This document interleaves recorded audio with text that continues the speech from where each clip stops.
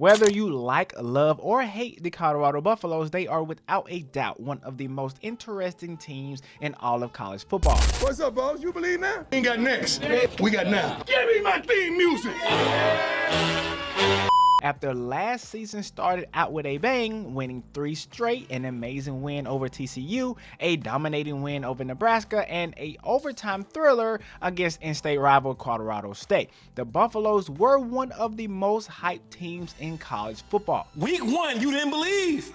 You gotta believe. That was until they lost all but one of their remaining games. However, there were plenty of opportunities for more wins. A failed come from behind 48-41 loss to USC, whose defense was really bad that year, a blown 29-0 lead against Stanford, who eventually beat them 46-43, a heartbreaking loss against Arizona 34-31. So the opportunities for that key number of wins, which is 6 in order to reach a bowl game, was there last year, and that, in my honest opinion, should be the minimum goal of this Colorado team, which is once again a completely different team from last year.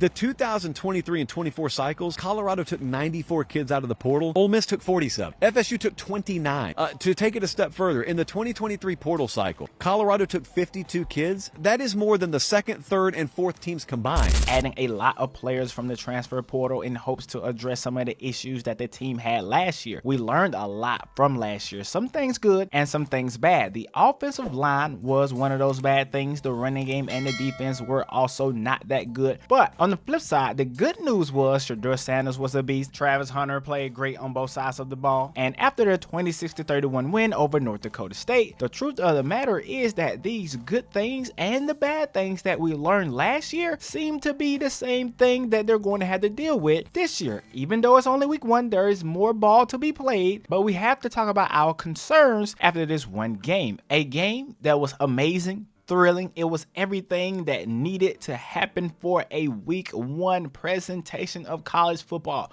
But the most surprising thing to some people seemed to be the fact that Colorado played an FCS school and the score was this close. But this is not just any FCS school. This is North Dakota State, a powerhouse in their own right. But even with that being said, I was not surprised at all. North Dakota State is not your average FCS school. They have beat FBS teams in the past. In 2016, they upset number 13 at that time, Iowa, 23-21. They play hard and they were not shook at all by the environment that they were in Colorado.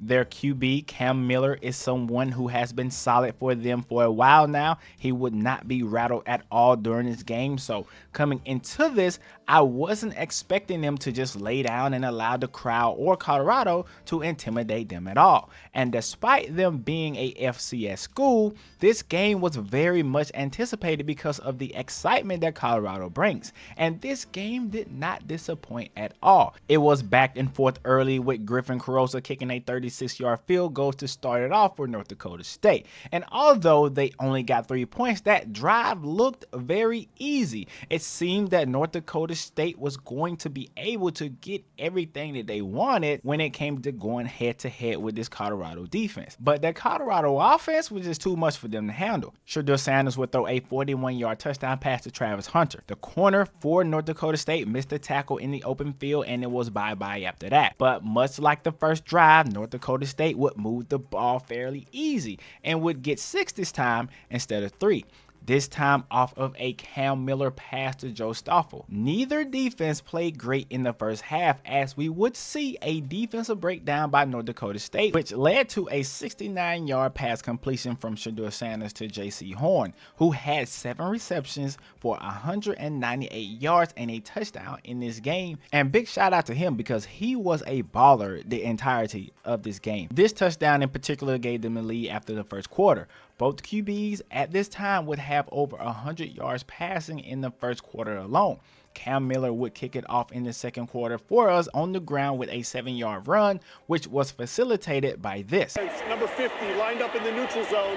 And those are some of the mistakes that we saw from this Colorado team last year, and that's something that they're going to have to clean up if they want to compete going forward. But Cam Miller in this game was showing off his ability to make plays with his legs, extending plays, plays, making plays of his own, and to my surprise, Colorado would not score on their next possession, but North Dakota State would. They would drive down the field and get another field goal. So now they have a lead of 20-14, and it was at this moment I thought Colorado better put up some points because their defense is not looking that good against the pass. The interior D-line looked okay from time to time, but they could not get off the field when it counted early on. But the good thing for Colorado is that they did get a third down stop before half, which led to a field goal for Colorado. And now they're only down 20-17 at halftime. And there is a lot to take away from that first half of play. Shedeur Sanders, Travis Hunter, and Jimmy Horn were balling. The defense wasn't playing that well, but they held North Dakota State to some field goals instead of giving up 6, so I do have to applaud them for that. But there is one more thing that is more glaring and more concerning than anything else in this game that I saw, and that was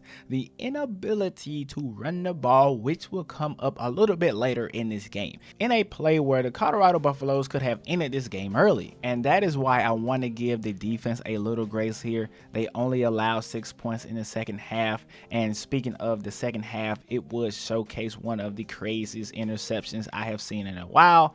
But not long after that, Travis Hunter would score again, and then again in the fourth, with one of the craziest catches that I've seen in a while, making the score 20-31. But this game was far from over. North Dakota State would get their first score of the second half off of a 20-yard run by Cam Miller. I tried to tell y'all that this kid is a baller.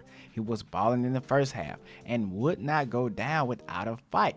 He finished with 277 passing yards and 1 touchdown, 81 rushing yards, and 2 touchdowns on the ground, making the score 26-31 after what would be a failed 2-point conversion. And that is something that they wish they would have converted because they really needed it down the stretch. But the drama would not kick off until Colorado's last possession, where they had a chance to end the game, but instead of running the clock out, they decided to throw it on first down, which led to North Dakota State having some time left on the clock to attempt a game-winning touchdown drive. And they got close. On the last play of the game, they were stopped about 4 yards short of the end zone, which you hate to see a game end with a little bit more controversy, because on top of that, the ref a few plays before that cost them some seconds off the clock, which was terrible from that ref. All in all, though, everything for Colorado looks the same, in my honest opinion. You may disagree. Travis Hunter is still great. Shedeur Sanders is still great. Jimmy Horn is balling. However, they still look like they cannot run the ball, having only 59 rushing yards total in this game. And they did step up in the second half, but the defense gave up over 400 yards. I'm personally rooting for Deion. I know some people hate him, some people love him, but at the end of the day, Colorado is much CTV. And even though it was a FCS school, a win is a win. But as of right now, they must be better in certain areas, because as of right now, they look the same as they did last year.